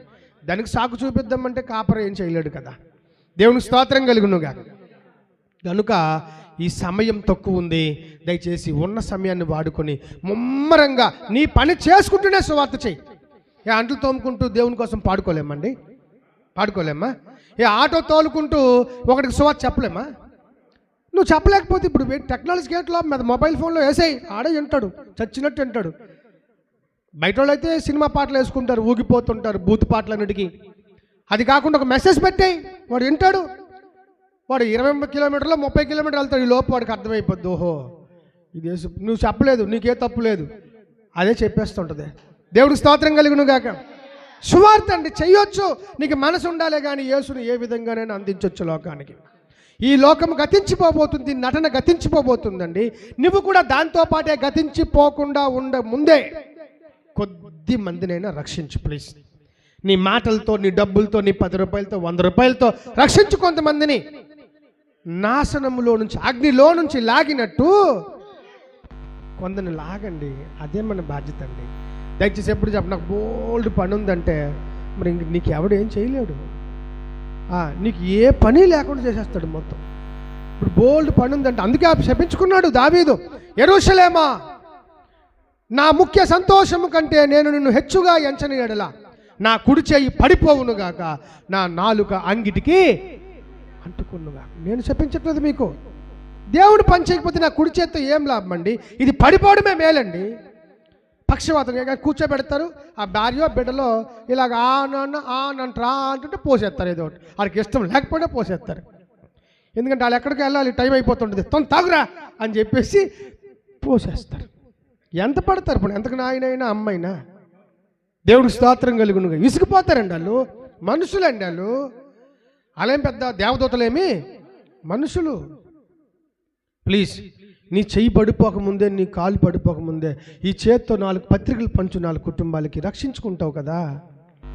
నీ కళ్ళు ఏమాత్రం కనిపించుకుంటుంది అనక ముందే చదువుతున్నప్పుడే, చదవగలుగుతున్నప్పుడు 2 అక్షరాలు చదువుకో, నేర్చుకో, బైబిల్ పూర్తి చేయి.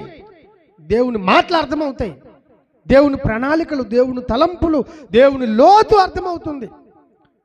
కళ్ళంతా పోయిన తర్వాత బైబిల్ ఉంటే కళ్ళు ఉంటే బాగుండండి, నాకు చదివిద్దును. ఎప్పుడు కళ్ళు పుట్టుకుని పేలిపోయిన తర్వాత అండి. రాసుకోండి పాట, ఏదో పాట ఉంటుందండి. నాకు కన్నులు ఉన్నంత వరకు చదువలేదు నీ వాక్యము, నాకు దృష్టి ఉన్నంత వరకు చదువలేదు నీ వాక్యము, దృష్టంతా పోయాక, దృష్టంతా పోయాక చదవాలని ఉంది నీ వాక్యము, చదవాలని ఉంది. కళ్ళు పోయాయిరా బాబు, ఇప్పుడేం చదువుతావు ఇంక నువ్వు? కళ్ళు పోయాయి, ఇప్పుడేం చదువుతావు? చాలా అద్భుతమైన పాట నిజంగా. Use your time. సంఘమునకు వెలుపట ఉన్న అజ్ఞానుల వలె కాక జ్ఞానుల వలె మీరు నడుచుకోండి. ప్లీజ్, ఈ మాత్రం జ్ఞానం లేదా సంఘమా నీకు? నా కళ్ళు బాగున్నప్పుడే 4 అధ్యాయాలు చదివేస్తాను. నా కాళ్ళు నడుస్తున్నప్పుడే ఒక 20 కిలోమీటర్లు నడిచేసి ఒక 100 మందికి అని చెప్తాను. చెప్పొచ్చు కదా. ఉంది టైము నీకు, లేదని చెప్పొద్దు. ఒళ్ళు బలుపు, బాధపడకండి, ఒళ్ళు బలిపే అది. బోల్డ్ మీకు అవుద్దండి, మాకు ఎలాగవుద్దండి? ఎందుకు అవ్వదు? ఏ పాస్టర్ గారు వచ్చి ఎనప మొక్క, నువ్వేమో మట్టి మనిషా? ఏం కాదు, ప్రతి పొట్టకి ఆకలేస్తుంది. ఏ పాస్టర్ గారికి పొట్ట ఉండదా? ఎక్కువే ఉంటుంది. పాస్టర్కి ఇంకా పెద్ద పొట్టలు ఉంటాయి, ఎక్కువ తింటాడు ఆయన. దేవునికి స్తోత్రం కలుగును గాక. కాబట్టి ఎక్కువ కష్టపడాలా. దయచేసి గమనించండి, అందరూ మనుషులమే, అందరికీ పనులు ఉంటాయి, ఎవరి స్థాయిలో వాళ్ళకి పనులు ఉంటాయి. సువార్తకు టైం లేదండి, వాక్యం చెప్పడానికి టైం లేదండి, వాక్యం వినడానికి టైం లేదండి, చదువుకోవడానికి టైం లేదంటే ఒకరోజు యెరూషలేం చెప్తుంది అనమాట. దావీదు చెప్పినట్టు, యెరూషలేమా, నా ముఖ్య సంతోషము కంటే నేను నిన్ను ఎక్కువగా ఎంచాలా, లేని ఎడ్ల నా నాలుక నా అంగిటికి అంటుకుపోవునుగాక, నా కుడి చెయ్యి తన వాలేనా తన ఓటమి మర్చిపోవునుగాక. ఓటమి కాదు, వాటమి. వాకు దీర్ఘం. ఓ అంటే మళ్ళీ వేరు, ఓడిపోవడం అని. దేవునికి స్తోత్రం కలుగునుగాక. జాగ్రత్త అండి. దావీదు శపించుకుంటున్నాడండి, నీ పని చెయ్యని నా చేదు నాకెందుకు తండ్రి, నీ పాట పాడలేని నాలుక నాకెందుకు ప్రభువా, నేను బతుకు కాలమంతా యాత్రికుని వలె బసలో తన పాటలు పాడుకున్నట్టుగా నేను నీ పాటలు పాడుకుంటానయ్యా. దేవునికి స్తోత్రం కలుగునుగాక. ప్రయోగం చేయండి, కొంత వర్క్ చేయండి దేవుని కొరకు, కొంత పని చేయండి. నాకు డ్యూటీ, నాకు ప్రార్థన, నాకు వ్యవసాయం, నాకు టీచింగు, నాకు వ్యాపారం అంటే నీకే కాదు, ప్రపంచమంతా అదే బిజీలో ఉన్నారు. అందుకే చెప్తున్నాడు పౌలన్న, అందరూ వారి సొంత కార్యములని చూచుకొనుచున్నారు, ఎవ్వడును యేసుక్రీస్తు కార్యములు పట్టించుకోవట్లేదు. వారి పేరు మళ్ళీ జీవము కలిగిన దేవుని సంఘము, అందులో అల్ప సభ్యులు. ఎందుకండి? అవసరం ఉండదు. ప్లీజ్, దయచేసి కాలమునకు అనుకూలంగా ప్రవహిస్తున్న ఆజ్ఞను తీసుకొని మారుదాం. ఇది సంఘములో ఉండేటువంటి విషయం. అట్టి సంఘములో నీవు ఉంటే నీకు శుభము కలుగుతుంది. దేవునికి స్తోత్రం కలుగునుగా. తరువాత మాట, ఆసియాలో ఉన్న 7 సంఘముల తరువాత ఆయన చెప్తున్నాడు, వర్తమాన భూత భవిష్యత్తు కాలములలో ఉన్నవాని నుండి. దేవునికి స్తోత్రం కలుగునుగా. నీతో మాట్లాడుతున్నది ఎవరయ్యా అంటే, వర్తమాన భూత భవిష్యత్తు కాలములలో ఉండేవాడా, ఉన్నవాడా? ఎలా రాస్తుంది అక్కడ? ఉన్నవాడు ఇప్పుడు నేను పలికాను అనుకోండి ఆ మాట, లిసన్ కేర్ఫుల్లీ, ఉన్నవాడు అని నేను పలికాను అనుకోండి. ఇప్పుడు ఎప్పుడున్నవాడు ఆయన? 2020లోనా? ఆ మాట 2020లో ఉన్నవాడు సరిపోతుంది. 2066 ఉన్నవాడు అప్పటికి సరిపోతుంది. 2025 ఉన్నవాడు ఇప్పటికీ సరిపోతుంది. ఉన్నవాడు అంటే అది ఒక కాలానికి సంబంధించిన మాట కాదు. తెలుగు భాషలో అన్ని భాషల్లో కూడా 3 కాలాలు చెప్పుకుంటారు. ఒకటి భూతకాలము, భూతకాలం అంటే గతించిపోయిన కాలము. 2 వర్తమాన కాలము, ప్రజెంట్ టెన్స్, జరుగుతూ ఉన్న కాలము. 3వది భవిష్యత్తు కాలము, ఫ్యూచర్ టెన్స్, రాబోయే కాలం. ఇవి కాకుండా ఇంకొక కాలం ఉంది, ఆ కాలంలోనే ఈ వచనం రాయబడింది. దేవునికి స్తోత్రం కలుగునుగా. ఆ కాలం పేరే తద్ధర్మ కాలము అని పిలుస్తారు. ఏ కాలం అది? తద్ధర్మ కాలము అంటారు. దాన్నే ప్రజెంట్ ఇండెఫినిటివ్ టెన్స్ అని పిలుస్తారు. దేవునికి స్తోత్రం కలుగునుగా. అంటే అందులో ఉన్న గొప్పతనం ఏంటంటే అది నిత్యము జరుగుతూనే ఉంటుంది, ఒక కాలానికి సంబంధించింది కాదు. ఇంకొక మాటలో చెప్పాలంటే భూతకాలాన్ని, వర్తమాన కాలాన్ని, భవిష్యత్తు కాలానికి సంబంధించి అన్నిటికీ సంబంధించి ఒకే కాలముగా ఈ 3 కాలాలను కలిపి నడిపించే కాలమే తద్ధర్మ కాలము. ఆ క్రియలో చెప్పాడు ఆ పదం. దేవునికి స్తోత్రం కలుగునుగా. ఇంకా మీకు అర్థం కావడం కోసం, పాలు తెల్లగా ఉంటాయి ఏ కాలంలో? అన్ని కాలముల్లో పాలు, అవునా కాదా? భవిష్యత్తు కాలంలో పాలు మళ్ళీ ఎర్రగా మారుతుంటాయా? ఏముండవు. వర్తమానంలో కొంచెం పాలు తెల్లగా మారుతూ ఉంటాయా? అలాగే భూతకాలంలో, గతకాలంలో పాలు బ్లాక్ కాస్త తెల్లగా అయ్యాయి అని చెప్తామా? Milk always white. అలాగే తద్ధర్మకాలం. సూర్యుడు తూర్పున ఉదయించును ఏ కాలంలో? నిత్య సత్యాలు అంటాం వీటిని. దేవునికి స్తోత్రం కలుగునుగా. జనరల్ ట్రూత్స్ అని పిలుస్తాం. ఇవి ఈ టెన్స్లో దేవుడు అక్కడ వాడాడు ఆ పదం. భూత, వర్తమాన, భవిష్యత్తు కాలములలో ఉన్నవాడు. దేవునికి స్తోత్రం కలుగునుగా. ఈరోజు చాలామంది దేవుళ్ళు, దేవతలు అనబడిన వారు వాళ్ళ కోసం ఎప్పుడో కథలు చెప్పుకోవాల్సి వస్తుంది. ఏది బాబు వాడి తలకు ఆనవాళ్ళు ఇప్పుడే ఉన్నాయి చూపించంటే లేవు.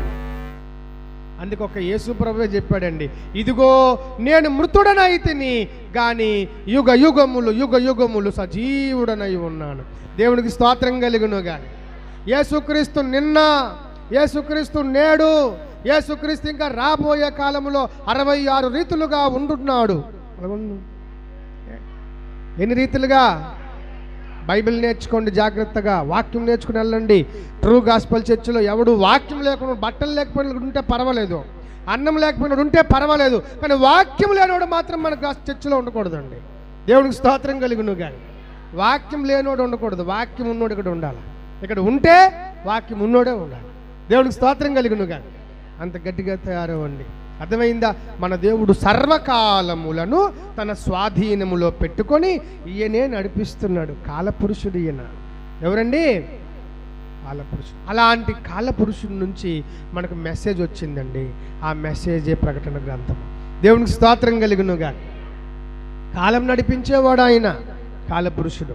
కాబట్టి వర్తమాన, భూత, భవిష్యత్తు కాలముల్లో ఉన్నవాని నుండి ఆయన సింహాసనము ఎదుట 7 ఆత్మల నుండి, ఆయనకు ఒకటి సింహాసనం చూశాడంట యోహాను. పరలోకమునకు వెళ్ళి ఆ సింహాసనం ముందు ఎన్ని ఆత్మలు ఉన్నాయి? 7 ఆత్మలు ఉన్నాయి. దేవునికి స్తోత్రం కలుగునుగా. అంటే దీని అర్థం ఏంటండి? దీన్ని ఎలా వివరించుకుంటాం? ప్రకటన గ్రంథంలో, ఈ రెవల్యూషన్లో ప్రభు మనకి ఏం నేర్పిస్తున్నాడు అంటే 7 ఆత్మలు అంటే 1 2 3 4 5 6 7 అనే లెక్కకుతో కూడుకున్నటువంటి అక్షరార్థమైన 7 ఆత్మలు కాదు. మరి ఎలాంటి ఆత్మ అంటే మళ్ళీ చెప్తున్నాను, సేమ్ వ్యాఖ్యానం. 7 అంటే పరిపూర్ణ, సంపూర్ణ అని అర్థం. ఒక్క మాటలో చెప్పాలంటే ఆదాము దగ్గర నుంచి, ఎక్కడి నుంచి? ఆదాము దగ్గర నుంచి దేవాది దేవుడు మట్టి బొమ్మ చేసి అని ఊదాడు. దేవుడు ఊదగా వాడి నాసికారంధ్రములో ఊదగా నరుడు ఏ ఆత్మ అయ్యాడు?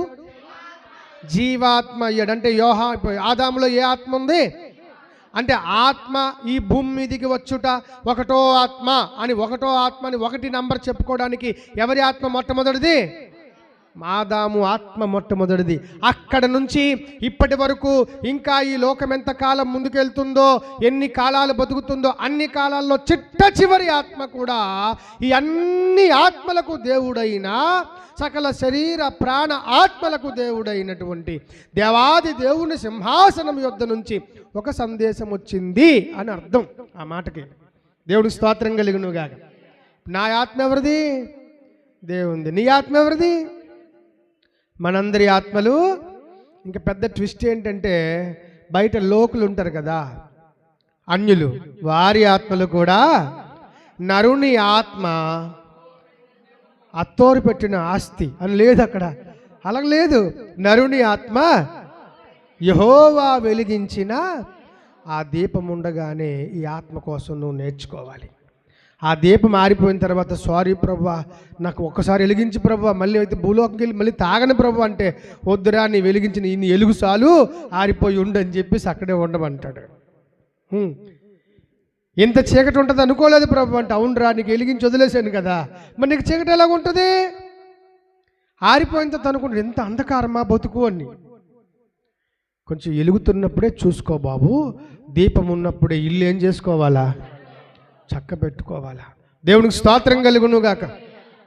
ప్రభు ఉన్నప్పుడే ప్రాణాన్ని దిద్దుకోవాలా. ప్రభు మనతో ఉన్నప్పుడే, మనం ప్రభుతో బతుకున్నప్పుడే మన బ్రతుకులు సరి చేసుకోవాలి, దిద్దుకోవాలి సంగమా. దేవునికి స్తోత్రం కలుగునుగాక. సో ఇలాంటి 7 ఆత్మలు ఆయన కలిగి ఉన్నాయట. 7 ఆత్మలు ఆయనే. ఆయన దగ్గర నుంచే ఈ ఉత్తరం వచ్చింది, ప్రకటన గ్రంథం అనే గ్రంథం బయటకు వచ్చింది. తర్వాత అండి, 7 ఆత్మలు నమ్మకమైన సాక్షియు, మృతులలో నుండి ఆది సంభూతుడుగా లేచిన వాడును. దేవునికి స్తోత్రం కలుగునుగాక. వీలైతే దీన్ని చెప్పుకొని ముగించుకుందాం, సమయమైంది. అంచెలంచెలుగా మెట్టుకి గ్రంథాన్ని అయితే వదలడం జరగదు. జాగ్రత్తగా వినండి. లోతైనటువంటి విషయాలు మనం ధ్యానం చేసుకుంటున్నాం. చాలా ప్రాముఖ్యమైన సంగతులు ధ్యానం చేసుకుంటున్నాం. సరే, నమ్మకమైన సాక్షియు అంటున్నాడు. ఏ సాక్షి? యేసుక్రీస్తు ప్రభువారు తన యొక్క ఈ భూలోకం యొక్క రాకడ, మొదటి రాకడ నమ్మకమైన సాక్ష్యంతో కూడుకుందట. అసలు దీన్ని కాసేపు మనం ధ్యానం చేద్దాం.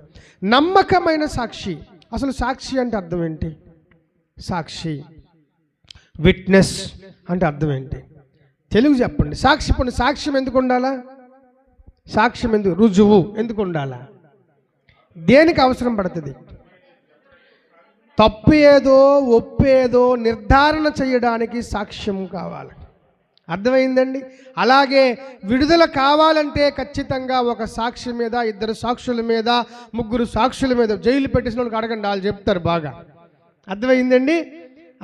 నాకు ఈడే జామీనుగా ఉండి బెయిల్ ఇప్పించాడండి, ఈడు పూచీకత్తుల మీదే పోలీసు వాళ్ళు నన్ను వదిలేశారండి. సాక్ష్యము కావాలా. వీడికి ఏదైనా అయితే నాది బాధ్యత అండి అని ఎవడైతే సాక్షిగా నిలబడి ఉంటాడో అవతలోడికి విడుదల కలుగుతుంది. దేవునికి స్తోత్రం కలుగునుగాక. అలాంటి ఒక విషయము యేసుక్రీస్తుకు ఆపాదిస్తున్నాడు ఇక్కడ. ఇతడు సాక్షి అట. అందులోనూ మాట ఊరకనే వాడకుండా నమ్మకమైన. దేనికి నమ్మకమైన సాక్షి అయినా? ఏమి చూశాడు, ఏమి చూసి వచ్చాడని సాక్ష్యము. ఇతను ఎవరికి సాక్షి, దేనికి సాక్షి? ఈ విషయాలన్నీ చాలా అద్భుతంగా ఉంటాయి. బాగా వినండి, వదిలేస్తాను, చాలా బాగా వినండి. సాక్షి దేనికి సాక్షి అంటే, ఈ లోకంలో మొట్టమొదటిగా మనిషిగా పుట్టిన ప్రతి ఒక్కడికి తెలియబడాల్సిన, తెలుసుకోవాల్సిన ఒక సాక్ష్యం ఉంది. అసలు ఈ లోకము ఎలా పుట్టింది? ఈ లోకము ఎలా పుట్టింది? ఇంతమంది దేవుళ్ళు మా దేశంలో, మా ప్రపంచంలో ఎందుకున్నారు? ఈ ప్రపంచంలో ఈ పంచభూతాలు ఎవరు చేశారు? ఎలా చేశారు? ఎంత శక్తితో చేశారు? అతను ఎవడు? అతను ఎక్కడ ఉంటాడు? ఆయనకి పిల్లలు ఉన్నారా? అతను ఒక్కడేనా? అతనికి భార్య ఉందా? అసలు అతను ఎవరు? అతను నాకు తెలియాలి అని కొన్ని వేల సంవత్సరాల నుంచి మానవ జాతి వెతుకుతూ ఎన్నో రీసెర్చ్లు, ఎన్నో పరిశోధనలు చేస్తూనే ఉంది. కానీ చాలామందికి ఇప్పటి వరకు కూడా ఈ భూమి మీద జీవం ఎలాగ ఆవిర్భవించిందో, మనుషులు ఎలా పుట్టారో, ఆడోళ్ళు ఎలా పుట్టారో, మగోళ్ళు ఎలా పుట్టారో, యానిమల్స్ ఎలా పుట్టాయో, చెట్లు ఎలా పుట్టాయో, చెట్లు పుట్టిన తర్వాత విత్తనాలు అందులో ఎవడు పెట్టాడో ఇప్పటి వరకు ఎవడికి సరిగ్గా ఇప్పుడు తెలియదు. కాబట్టి నాకేం తెలియట్లేదండి. కాబట్టి ఇప్పుడు నాకేం కావాలి? ఇది తెలియజెప్పగలిగి ఇవి జరుగుతున్నప్పుడు దగ్గరే ఉండి చూడగలిగిన ఒక సాక్ష్యము నాకు కావాలా. దేవునికి స్తోత్రం కలుగును గాక. ఎంత గొప్ప అద్భుతం అండి. నమ్మకమైన సాక్షి. ఎందుకు నమ్మకమైన అని అన్నాడంటే, నమ్మకం లేని సాక్షులు కూడా బోల్డ్ మంది భూమి మీదకి వచ్చారు. వచ్చి మేము మీ పాపం తీస్తామని చెప్పి ఆ పాపంతో ఆలే సెటప్ అయిపోయి ఆ సెటప్లో ఆలు పడిపోయారు. ఎవరు? అవతార పురుషులు అనబడిన వారు చాలామంది మేము పాపం నుంచి రక్షిస్తాం అని వచ్చి ఆ పాపాల్లో ఆలు పడిపోయి లేగలేక పాపాల ఊపిలో కూరుకుపోయారు. వాళ్ళందరికీ ఇప్పుడు నమ్మకమైన సాక్షి అవసరం. దేవుడికి స్తోత్రం కలుగునుగాక. ఎవరి నమ్మకమైన సాక్షి అంటే ఇక ఏమాత్రం తడువుకోనక్కర్లేదండి. ఆ నమ్మకమైన సాక్షి పేరు ప్రభువైన యేసుక్రీస్తు. ముందు అసలు ఈ నమ్మకమైన సాక్షిని ఎలా చెప్తామండి? ఒక చిన్న రిఫరెన్స్ అయినా చిన్న ఉదాహరణ అయినా ఉందంటే ఉంది.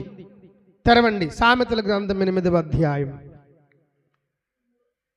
సామెతల గ్రంథము. ఇతను దేనికి సాక్షి, ఏమి చూశాడని సాక్షి అన్న విషయాలన్నీ అక్కడ రాసి ఉంచాడు దేవుడు. ఎంత అద్భుతమైనటువంటి గ్రంథమో ఈ విషయం. తెరిచారండి? చూడండి 22వ వచనము. గాబరా పడకండి, జాగ్రత్తగా చదవండి ఎవరో ఒక్కరు. పూర్వకాలమందు తన సృష్టి ఆరంభమున తన కార్యములలో ప్రథమమైన దానిగా యెహోవా నన్ను కలుగజేసెను. దేవునికి స్తోత్రం కలుగునుగా. ఇది కదా మనకు కావాల్సింది. అక్కడ టైం గ్యాప్ కూడా చెప్తున్నాడు, టైం చెప్తున్నాడు ఎప్పుడు స్టార్ట్ అయిందో. పూర్వకాలమందు తన సృష్టి. అది సృష్టి ఆరంభం అంటే కొండలు ఎలా పుట్టాయో, భూమి ఎలాగొచ్చిందో, వెలుతురు ఎలాగొచ్చిందో, సూర్యుడిని ఎవడు చేశాడో, చంద్రుడిని ఎవడు చేశాడో, ఇవన్నింటికీ కారకుడు ఎవడో, ఆ కారకుడు చేస్తుండగా ఎవడు దగ్గరుండి చూస్తున్నాడో అతడు నమ్మకమైన సాక్షి. అబ్బా దేవునికి స్తోత్రం కలుగునుగా. అతనే చెప్తున్న మాటలండి. తన సృష్టి ఆరంభమున తన కార్యములలో ప్రధానమైన దానిగా యెహోవా నన్ను కలుగజేసెను. ఏమండి? అనాది కాలం మొదలుకొని మొదటి నుండి భూమి ఉత్పత్తి అయిన కాలం పూర్వము నేను నియమించబడ్డానట. ఆ లెక్కలు కూడా చెప్తున్నాడు. ఎప్పుడెప్పుడో ప్రవాహ జలములు లేనప్పుడు, నీళ్లతో నిండిన ఓటలు లేనప్పుడు నేను పుట్టి తిని. దేవుడికి స్తోత్రం కలుగునుగాక. ఎందుకు ఇవన్నీ చెప్పుకోవాల్సి వస్తుంది ఈయన అంటే, ఈయన లేకపోతే ఇవన్నీ ఎప్పుడు పుట్టాయో, ఎలా పుట్టాయో, ఎలాగుంటున్నాయో, ఎప్పుడు పోతాయో ఎవరికి తెలియదు. అందుకే నమ్మకమైన సాక్షి నా యేసు. దేవునికి స్తుతి కలుగునుగాక. ఎంత గొప్ప అద్భుతమైన విషయం అండి. నువ్వు రక్షణ పొందాలా? భూలోకం యొక్క జ్ఞానమంతా, సైన్స్ అంతా, భూలోకం యొక్క సృష్టి విధానమంతా, సృష్టి క్రమమంతా నీకు తెలియాలా? సూర్యుడు, చంద్రుడు, నక్షత్రాలు, ఖగోళ రాశులు, వాయు రాశులు, భూరాశులు, భూచర రాశులు, చరాచర మృగములు ఎలాగొచ్చాయో తెలుసుకోవాలనుకుంటున్నావా? Consult the creator, consult the witness. Number 1 Jesus Christ. దేవుడికి స్తోత్రం కలుగునుగాక. విట్నెస్ నెంబర్ 1 ఆయన. నేను పుట్టి తిని దగ్గరుండి నేనే చేశాను అవన్నీ నేనే చేశాను. ఆయనండి నిజమైన సాక్షి. అక్కడి నుంచి మనకు ఉత్తరం వచ్చిందండి. మనం చదువుకోవద్దు, అది అంత గొప్ప ఉత్తరం. అది ప్రకటన గ్రంథము అంటే, ప్రకటన గ్రంథము ఓ అద్భుతమైనటువంటి వైఢూర్య కెంపు మరకతం మాణిక్యం కంటే ఎంతో శ్రేష్టమైన గ్రంథం పఠించుటకు. చదవండి దాన్ని. ఈ ధ్యానం చాలదు, మీకు చిన్నదే చెప్పాను, ఇంటికి వెళ్ళి చదువుకోవాలి. ఇంకా లోతుల్లోనికి వెళ్ళాలి. ఈ గ్రంథ ధ్యానాంశములు అన్నీ మీకు వచ్చేయాల. ప్రభువుకు మహిమ కలుగునుగాక. గనుక నమ్మకమైన సాక్షి. నేను ఒక్కదాని కోసం చెప్పాను, ఇంకా అన్ని విషయాల్లో నమ్మకమైన సాక్షి. అలాగే ఈ లోకమంతటికి ఈ విషయం చెప్పడానికి ఈ నమ్మకమైన సాక్షిగా ప్రప్రథమంగా పుట్టిన ఆ సాక్షి మళ్ళీ ఏం చేశాడు తెలుసా? కృపా సత్య సంపూర్ణుడుగా మన మధ్య నివసించాడు. అదే కృపా సత్య సంపూర్ణుడిగా నివసించిన ఆ సాక్షి ఈ లోకానికి ఎందుకు వచ్చానని చెప్తున్నాడంటే, యోహాను సువార్త 18:37లో ఇదిగో సత్యమును గూర్చి సాక్ష్యమిచ్చుటకు. అబ్బా దేవునికి స్తోత్రం కలుగునుగాక. సత్యమును గూర్చి సాక్ష్యమిచ్చుటకు ఈ నమ్మకమైన సాక్షి వచ్చాడు. ఎందుకు? ఎవరు ఏం చెప్తాడంటే సత్యము చెప్తాడు ఈయన. మిగిలిన వాళ్ళందరూ అబద్ధం చెప్తారు. అవును, చంద్రుడికి 27 మంది పెళ్ళాలు. ఇది అబద్ధమా నిజమా? అబద్ధం. భూమికి ఒక దేవుడు ఉన్నాడు, ఆడి పేరు భూమాత. ఏ మాత? భూమాత. ఇది అబద్ధమా నిజమా? అబద్ధం. అలాగే సూర్యుడు భూమి మీదకి వచ్చి పెళ్లి చేసుకున్నాడు, అతనికి కర్ణుడు పుట్టాడు. ఇది అబద్ధమా నిజమా? సూర్యుడు డైరెక్ట్గా వచ్చి అలా పెళ్లి చేసుకోకుండా ఈ కర్ణుడు కడుపు నుంచి పుట్టకుండా ఏమండి ఎక్కడ కర్ణం, కర్ణం అంటే చెవు, అర్థమైందా? చెవు నుంచి పుట్టాడు. అబద్ధమా నిజమా? అబద్ధం. అబద్ధమా కాదా? అబద్ధం. అంతేకాదు చంద్రుడు అమావాస్య పౌర్ణమి ఎక్కడానికి కొందరు దేవుళ్ళు చంద్రుడికి శపించేశారు. అబద్ధమా నిజమా? అబద్ధం. అలాగే ఈ లోకము సృష్టి అంతా కూడా 4 రకాలుగా 4 భాగాల నుంచి వచ్చింది. ఈ తలలో నుంచి వచ్చినవాడు బ్రాహ్మణుడయ్యాడు, భుజాలు ఛాతి నుంచి వచ్చినవాడు క్షత్రియుడయ్యాడు, ఈ పట్టు నుంచి వచ్చినవాడు వైశ్యుడయ్యాడు, కాళ్ళలో నుంచి వచ్చినవాడు శూద్రుడయ్యాడు. ఇది నిజమా అబద్ధమా? ఈ అబద్ధాలన్నీ పారద్రోలడానికే సత్యమును గురించి సాక్ష్యం ఇచ్చుటకు నేను వచ్చి తినన్నాడు యేసు. దేవుడికి స్తోత్రం కలుగునుగాక. ఇలా ధ్యానించుకుంటూ వెళ్తే యేసు సత్యసాక్షి. సత్యసాక్షి, సత్యమునకు రూపం. Witness number 1. Witness number 1 యేసుక్రీస్తేనండి. సత్యమును గూర్చి సాక్ష్యముడానికి వచ్చాను. ఏం ప్రభువా, ఆ సత్యం మాకు తెలియకపోతే ఏమవుద్దాయి అంటే, మీరు స్వతంత్రులు అవ్వలేరా, బానిసలుగా బతుకుతారా, అబద్ధానికి బానిసలు అయిపోతారా, కథల పుస్తకాలకు బానిసలు అయిపోతారు మీరు, కులము మతం అనేదానికి బానిసలు అయిపోతారు మీరు. నేను వచ్చి బోధించకపోతే లోకానికి శాంతి లేదు, నెమ్మది లేదు, వెలుగు లేదు, జ్ఞానము లేదు. నా యేసు చెప్పిన నిజమైన సాక్ష్యం అండి ఇది. ఇంత గొప్ప సాక్ష్యము. దేవునికి స్తోత్రం కలుగునుగాక. అందుకే నా యేసు అంటే చాలామందికి పడదు, కుళ్ళు. ఆడు చదువుకోలేడు, చదివి చెబుతున్న సాక్ష్యాన్ని వినలేడు, ఓర్చుకోలేడు. ఆడికున్నది ఒకటే ఆప్షను, పేలడం, బొండ బూతులతో తిరగబడుతుంటాడు సత్య సంబంధుల మీద, సత్య సాక్షుల మీద. గనుక సంఘమా, నువ్వు ధన్యురాలివి. నీకు సత్యమును గుర్చిన సాక్షి ఎవరో తెలిసిపోయారు, సత్యమేంటో తెలిసిపోయింది. ఇప్పుడు నీకు ప్రకటన గ్రంథం కూడా తెలిసిపోవడానికి రెడీగా ఉంది. దేవునికి స్తోత్రం కలుగునుగా. ఇలాంటి గొప్ప దేవుడు రాస్తున్న ఉత్తరం అని చెప్తున్నాడు. ఇది ఇంతవరకు ఇంట్రడక్షన్ అయింది. పరిచయ వాక్యాలు అయ్యాయి. అర్థమైందా? పరిచయ వాక్యాలు బాగున్నాయా లేదా? వాస్తవం చెప్తుండగా నేనే పరవశించిపోయానండి. అర్థమైందా? నువ్వు సరిగ్గా వింటే పరవశించకుండా ఉండలేవు. ఇలాంటి సత్య సాక్షి పురుషుడు మనకు ఒక ఉత్తరం రాశాడు. మరి చదువుకోవద్దండి? చదువుకోవాలి. ఎందుకు అంటే ఇవి త్వరలో సంభవింప నై ఉన్నవి. దేవునికి స్తోత్రం కలుగునుగాక. త్వరలో సంభవింపనై ఉన్నవి. ఇంత పెద్ద ఉత్తరాన్ని అందుకే సాతాను చదవనివ్వడు. ఇంత మంచోడు రాసిన ఉత్తరం నువ్వు చదివితే నేను నష్టపోనట్రా అని చెప్పి వాడు ఈ గ్రంథాన్ని మన చేత ధ్యానము చెయ్యనివ్వడు. వాడికి పడదు ఈ గ్రంథం. అందుకే ఆడికి పడదని మనం వదిలేస్తామా? వదలొద్దు. వాడు అంతేంటో, వాడు అంతమేంటో, వాడు ఎంత దుర్మార్గుడో, వాడు ఎన్ని కుటుంబాలను కూలగొట్టాడో, 6000 సంవత్సరాలుగా వాడు చేస్తున్నటువంటి అల్లర్లు, వాడు చేస్తున్న మత అల్లకల్లోలాలు ఎంతో మనం వదలొద్దు. తవ్వి తవ్వి తవ్వి తవ్వి తీసి తెలియని ప్రపంచానికి జెండా కట్టించి చూపించేద్దాం. దేవునికి స్తోత్రం కలుగునుగా. చూపించాలి. మనం యెహోవా ఇచ్చిన ధ్వజం, వాడిని బొమ్మ కట్టాలి, వాడి కుయుక్తి లోకానికి తెలియాలి. అందుకే ఇదిగో సంఘమా, మీకు ఒక విషయం తెలియకుండా ఉండుట ప్రభు చెప్పాడండి. ఎన్ని వాక్యాలు కనెక్ట్ అవుతున్నాయండి దాంతో. చెప్పాడు. ఏంటి పౌలన్న అంటే, సాతానుడు వాడి కుతంత్రములను ఎరుగని వారి వలె మీరు. సంఘమా, నువ్వెంత ధన్యురాలివి, నీవెంత ధన్యుడివి. ఎందుకంటే నీకు చెబుతున్న ఆటలో 1000 సంగతుల్లో 1000కి 1000 సత్యాలే చెప్తున్నాడు దేవుడు. ఒక్కటి అబద్ధం లేదు అక్కడ. అందుకు యేసునాథుడు ఈ భూమి మీదికి రావడంతో రాజులు రాజ్యాలు కలవరపడ్డాయి, ప్రభువులు కలవరపడ్డారు, గనులు ప్రభుత్వాలు కలవరపడ్డారు. ఎందుకంటే సత్యం పుట్టింది, నిజమైన ప్రభు పుట్టాడు, నిజమైన రాజు పుట్టాడు. కాబట్టి నకిలీ రాజులందరికీ హడలే కదండి. ఒక నిజమైనటువంటి నాయకుడు కుర్చీ మీద కూర్చోబోతున్నాడంటే డబ్బులు ఇచ్చి ఓట్లు వేయించుకొని గెలిచిన నాయకుడికి మరి దడే కదా? దడేనా? బాబు పోయిన సంవత్సరం 5000కి ఓటు దొరికింది, ఇప్పుడు 5000 కాదు 1,00,000 ఇచ్చిన ఓటు వేసినట్టు కనిపించుకుంటున్నారు. ఎందుకంటే సరైనోడు కూర్చి ఎక్కబోతున్నాడు, ఆడికి ఫ్రీగానే వేసేస్తారు, కానీ నేను లక్ష ఇచ్చినా ఓటేయరు, నేను అంత దుర్మార్గం. నాకు తెలుసు, వాళ్ళకి తెలుసు. డబ్బులు ఇచ్చి ఓట్లు వేయించుకున్నాడు దడ. కానీ సత్య సంబంధి ఇక్కడొచ్చి రాజ్య సింహాసనం ఎక్కితే వీళ్ళందరూ కుర్చీలు దిగిపోవలసిందేనండి. దేవునికి స్తోత్రం కలుగునుగాక.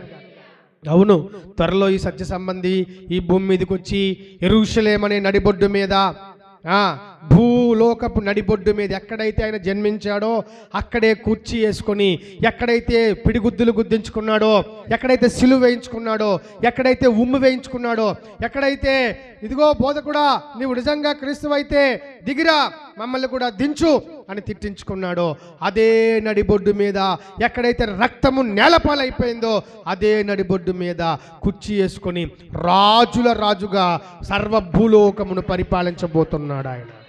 తెలుసా ఈ సంగతి సంగమా? లోకమానికి తెలుసా? రాజుల రాజు, king of kings and lord of lords. దేవునికి స్తోత్రం కలుగును గాక. ఇదే భూమి మీద కుర్చీ వేసుకుంటాడు. తెలుసా సంగతి?